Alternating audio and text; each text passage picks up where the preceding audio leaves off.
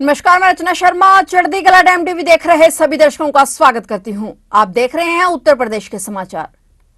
लखनऊ में अग्निशमन केंद्रों के लोकार्पण का शिलान्यास कार्यक्रम का आयोजन किया गया। इस मौके पर मुख्यमंत्री योगी आदित्यनाथ ने कार्यक्रम में शिरकत की। इस दौरान सीएम ने 38 अग्निशमन केंद्रों का लोकार्पण शिलान्यास किया। सूबे के मुखिया ने 3 दर्जन अग्निशमन वाहनों को भी हरी झंडी दिखाकर रवाना किया। अपने संबोधन में मुख्यमंत्री ने कहा कि हमारी सरकार ने मात्र 7 वर्षों में 71 नए फायर स्टेशन स्थापित किए हैं। हर तहसील क्षेत्र में एक फायर स्टेशन की स्थापना करना हमारा लक्ष्य है। इसके अलावा हमने एसडीआरएफ के गठन की कार्रवाई को भी पूरा किया। सीएम ने कहा कि अगर हम रिस्पांस टाइम को कम करते हैं तो कॉमन मैन का विश्वास विभाग पर भी और शासन पर भी उतना ही मजबूत होता है। मुख्यमंत्री योगी आदित्यनाथ ने अपनी सरकार की उपलब्धियों को बखान करते हुए कहा कि डबल इंजन की सरकार पूरी ईमानदारी से देश को विकसित देश बनाने की दिशा में अग्रसर है। हम सब जानते हैं कि संकट के समय अग्निशमन सेवाओं की भूमिका कितनी महत्वपूर्ण हो जाती है। इन्हीं सबको ध्यान में रख करके 1944 में प्रदेश में अग्निशमन विभाग का गठन होता है और पिछले आपने देखा होगा कि 1947 से यानी 1944 से लेकर के 2017 तक 73 वर्षों में जितने फायर स्टेशन स्थापित हुए 288 फायर स्टेशन कुल स्थापित हो पाए। हम लोगों ने मात्र 7 वर्ष में 71 नए फायर स्टेशन स्थापित किए। अग्निशमन से जुड़े हुए कानून में व्यापक रिफॉर्म के कार्यक्रम को आगे बढ़ाया।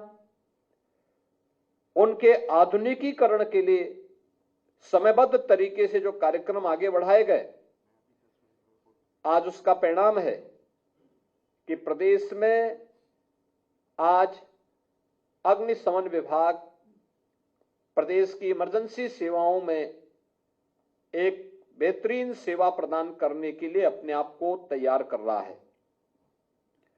2017 से 18 के बीच प्रदेश के अंदर हम लोगों ने अब तक लगभग 1400 करोड़ रुपए इस विभाग को अपनी सेवाओं के सुदृढ़ीकरण के लिए उपलब्ध करवाए, जिनमें नए अग्निशमन केंद्र, हाई राइज बिल्डिंग हो या सामान्य परिस्थितियों में भी फायर टेंडर के क्रय करने के लिए या गली मोहल्ले हो या अन्य केंद्रों, अन्य क्षेत्रों में उस प्रकार के वाहनों के क्रय के लिए धनराशि उपलब्ध करवाने की कार्रवाई हो। ये सभी कार्य समयबद्ध तरीके से जहां आगे बढ़ाए गए, वहीं विभाग में रिक्तियों को पूरा करने के लिए फायरमैन, अग्निशमन अधिकारियों की तैनाती को भी समयबद्ध तरीके से आगे बढ़ाने का कार्य किया गया। मुख्यमंत्री योगी आदित्यनाथ ने कहा कि पिछले 7 वर्ष में प्रदेश में आंगनवाड़ी केंद्रों की संख्या दोगुनी हो गई है। उन्होंने कहा कि प्रदेश की आंगनवाड़ी कार्यकर्तियों की मेहनत की वजह से ही मातृ एवं शिशु मृत्यु दर में 2014 के सापेक्ष कमी आई है। सीएम योगी ने कहा कि आज डबल इंजन की सरकार महिला स्वयं सहायता समूह और आंगनवाड़ी कार्यकर्तियों के माध्यम से हॉट कुक्ड मील उपलब्ध करवा रही है। सीएम योगी ने लोक भवन में मिशन रोजगार के अंतर्गत आयोजित कार्यक्रम में 3070 नव चयनित आंगनवाड़ी कार्यकर्तियों को नियुक्ति पत्र वितरित किए। साथ ही 173 करोड़ रुपए की लागत से 31 जनपदों में 1459 आंगनवाड़ी केंद्र भवनों का शिलान्यास किया गया। इस दौरान उन्होंने कहा कि डबल इंजन की सरकार प्रदेश के अंदर आंगनवाड़ी केंद्र और महिला स्वयं सहायता समूह के माध्यम से हर एक विकासखंड स्तर पर क्वालिटी रेसिपी केंद्र विकसित कर रहे हैं। इससे लाखों लोगों को रोजगार के अवसर प्राप्त होंगे। साथ ही उत्तर प्रदेश के अंदर गुणवत्तापूर्ण भोजन और पोषाहार मिल रहा है और इससे प्रदेश सुपोषण की दिशा में एक कदम आगे बढ़ जाएगा। उन्होंने कहा कि प्रधानमंत्री नरेंद्र मोदी के विकसित भारत के संकल्प को पूरा करने में आंगनवाड़ी कार्यकर्तियों की भूमिका महत्वपूर्ण है, क्योंकि बचपन को स्वस्थ रखने की जिम्मेदारी इन्हीं पर है। पिछले 7 वर्ष में उत्तर प्रदेश की तस्वीर बदली है, चेंज आया है। एक चेंज, उस चेंज को किस रूप में हम लोगों को देखने को मिला है, ये किसी से छुपा हुआ नहीं है। हम सब इस बात को देखते हैं। अगर बगैर कार्य किए ये रिजल्ट आ जाता तो ये फिर 1947 में ही आ जाना चाहिए था, 52 में आ जाना चाहिए था, 57 में आ जाना चाहिए था, 62 में आ जाना चाहिए था, लेकिन उसको आने में वक्त लगे 70 साल के। और 70 साल के बाद जब उस प्रकार की कार्यशैली प्रदेश ने अपनाई, मोदी जी के नेतृत्व में जब उस प्रकार की कार्यशैली अपनाई, तब उसके परिणाम हम सबके सामने देखने को मिले। और आज हर एक क्षेत्र में मैं जब अभी प्रदेश के अंदर इन आंगनबाड़ी केंद्र, नए आंगनबाड़ी केंद्रों के शुभारंभ के कार्यक्रम को या नियुक्ति की इस प्रक्रिया को देख रहा था, तो मुझे बहुत सारी चीजें याद आने लग गई।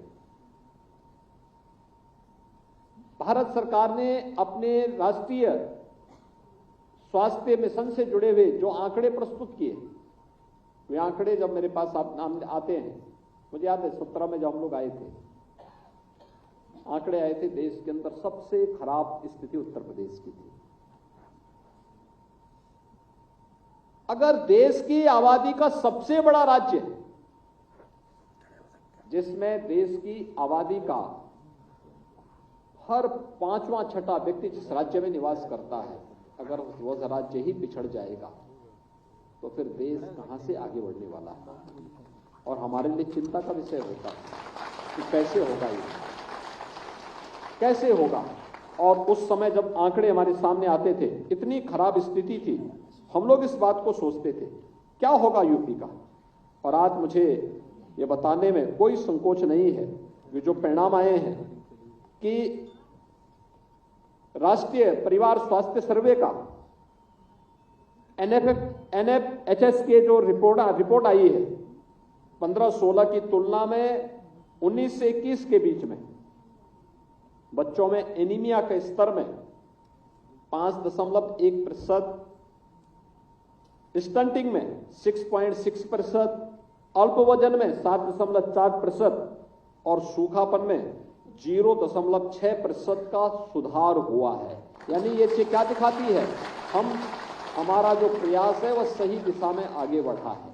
मुख्यमंत्री योगी आदित्यनाथ ने उत्तर प्रदेश पुलिस अवस्थापना सुविधाओं के सुदृढ़ीकरण हेतु 2310 करोड़ से अधिक के 144 निर्माण कार्यों का लोकार्पण और शिलान्यास किया। लोक भवन में आयोजित कार्यक्रम के दौरान उन्होंने प्रदेश के सभी 75 जनपदों के 1523 पुलिस थानों में साइबर सेल, 57 जनपदों में साइबर क्राइम पुलिस थाने, 18 मंडल मुख्यालयों पर भ्रष्टाचार निवारण संगठन थाने, 8 जनपदों में भ्रष्टाचार निवारण संगठन इकाई तथा प्रयागराज और कुशीनगर में पर्यटन थाने का भी शुभारंभ किया। कार्यक्रम को संबोधित करते हुए मुख्यमंत्री योगी आदित्यनाथ ने कहा कि गृह विभाग और पुलिस विभाग को 2000 करोड़ से ज्यादा की परियोजनाएं मिल रही हैं। नए साइबर थाने और थानों के इंफ्रास्ट्रक्चर नए हो रहे हैं और इसके लिए सीएम ने पुलिस कार्मिकों को बधाई दी। उन्होंने कहा कि जैसे आदमी की शरीर से आत्मा निकाल दें तो सब व्यर्थ होता है, वैसे ही जनपद तो बना दिए गए थे लेकिन पुलिस लाइन गायब थी। हम पहली बार 4 जनपदों में नए पुलिस लाइन दे रहे हैं। उन्होंने कहा कि आज जनपद में जो सबसे बड़ी बिल्डिंग होगी वो पुलिस लाइन की police barrack police hostel building की होगी और आज हर जनपद की पुलिस लाइन या हर थाना क्षेत्र में पुलिस हॉस्टल या पुलिस बैरक का या तो निर्माण हो गया है या फिर हो रहा है। इसे जो भी पैसा लगा वो हमने लगाया। पिछले 6 से 7 वर्षों में हमने सिर्फ पुलिस अवस्थापना और सुविधाओं के लिए ही 18 से 20 हजार करोड़ रुपए दिए हैं। पहली बार हम लोग 4 जनपदों में पुलिस लाइन के निर्माण के कार्यक्रम को एक साथ प्रारंभ कर रहे हैं। अमेठी में प्रारंभ कर चुके हैं और हापुड़ की प्रक्रिया को भी बहुत शीघ्र हम आगे बढ़ाने की कार्रवाई को तेजी के साथ आगे बढ़ा रहे हैं। यह एक नई कार्य संस्कृति और जो पहले से बनी हुई पुलिस लाइन है, आज आप किसी भी जनपद में चले जाइए, जो हमारी मेट्रोपॉलिटन सिटी है उनको छोड़ दें तो शेष अन्य जनपदों में जो सबसे ऊंची बिल्डिंग होगी उस जनपद मुख्यालय के पास तो वह पुलिस लाइन में होगी और पुलिस लाइन में पुलिस के बैरक की होगी, पुलिस के हॉस्टल की होगी। इससे पहले यही लखनऊ की पुलिस लाइन में जब मैंने पुलिस बैरक को देखा था एक दिन अचानक दिन में जाकर के, उसी में पुलिस कार्मिक सोया हुआ था, टूटी हुई पलंग थी, आसमान दिखाई दे रहा था, पूरी छत टूटी हुई थी, एस्बेस्टस की सीट थी और उसी में वो लेटा हुआ था। यानी दिन भर ड्यूटी करे या रात्रि भर ड्यूटी करे और जब आए तो हॉस्टल में या बैरक में आता था तो सोने के लिए भी उसके लिए कोई व्यवस्था नहीं थी, आराम करने के लिए कोई व्यवस्था नहीं थी। ये हालात थे 2017 के पहले। और आज मैं कह सकता हूं, हर जनपद की पुलिस लाइन में, हर थाने में हम लोगों ने या तो हाई राइज बिल्डिंग बनाकर के हॉस्टल उपलब्ध करा दिया है या निर्माणाधीन है, या फिर हर थाना क्षेत्र में भी हम लोगों ने पुलिस हॉस्टल और पुलिस बैरक की व्यवस्था बनाकर के अत्याधुनिक सुविधाएं उन्हें उपलब्ध करवाई है। और जवान है, 8 से लेकर के 12 घंटे, कभी कभी 24 घंटे उसको ड्यूटी करनी होती है। उसकी बुनियादी सुविधाओं की, आवश्यकताओं की पूर्ति तो करनी ही पड़ेगी।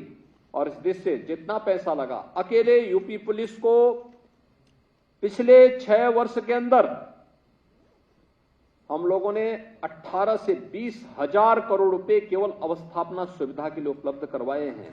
ये पैसा पुलिस लाइन के लिए, थानों के निर्माण के लिए, बैरक के लिए और हर प्रकार की सुविधा के लिए उपलब्ध हो सके, यह पैसा उपलब्ध करवाया गया, बिना किसी संकोच के उपलब्ध करवाया गया। और आज मुझे प्रसन्नता है, जब मैं जाता हूं किसी भी जिले में, मैंने पहले भी कहा कि किसी बड़े जनपद में हम जाते हैं तो मानते हैं मेट्रोपॉलिटन सिटी है, वहां हाई राइज बिल्डिंग होगी, लेकिन बी ग्रेड की या सी ग्रेड की जो हमारी सिटी है, वहां पर सबसे ऊंची बिल्डिंग होने का मतलब यूपी पुलिस की वह बिल्डिंग होगी, यूपी पुलिस के कार्मिकों की बैरक या उनका हॉस्टल होगा। और यह व्यवस्था हम लोगों ने हर जनपद में तैयार कर दी है। अब यूपी पुलिस भी कह सकती है कि दुनिया के पास, दुनिया के प्रदेश, देश के अंदर और दुनिया के अंदर सबसे अच्छा इंफ्रास्ट्रक्चर हमारे पास है, हम सबको देने की सामर्थ्य रखते हैं। उत्तर प्रदेश के वाराणसी की जिला अदालत ने ज्ञानवापी परिसर स्थित शेष 8 तहखानों सहित संपूर्ण परिसर के सर्वेक्षण का आदेश देने का आग्रह करने वाली याचिका पर सुनवाई के लिए 19 मार्च की तिथि तय की है। हिंदू पक्ष के अधिवक्ता मदन मोहन यादव ने बताया कि हिंदू पक्ष ने सर्वे कराने के लिए याचिका पेश की थी, जिस पर सुनवाई के दौरान प्रभारी जिला न्यायाधीश अनिल कुमार ने 19 मार्च की तिथि तय की है। यानी अब इस मामले में 19 मार्च को सुनवाई होगी। हिंदू पक्ष के अधिवक्ता ने बताया कि ज्ञानवापी श्रृंगार गौरी मामले की वादी संख्या 1 राखी सिंह ने ज्ञानवापी परिसर में शेष बंद पड़े 8 तहखानों सहित संपूर्ण परिसर का पुरातात्विक सर्वेक्षण कराए जाने का आग्रह करते हुए एक याचिका दायर की थी, जिस पर जिला न्यायाधीश ने सुनवाई के लिए 19 मार्च की तिथि तय की है। फिलहाल उत्तर प्रदेश के समाचारों में इतना ही। और नए समाचारों के साथ फिर से हाजिर होंगे, तब तक के लिए देखते रहिए चढ़ती कला टाइम टीवी।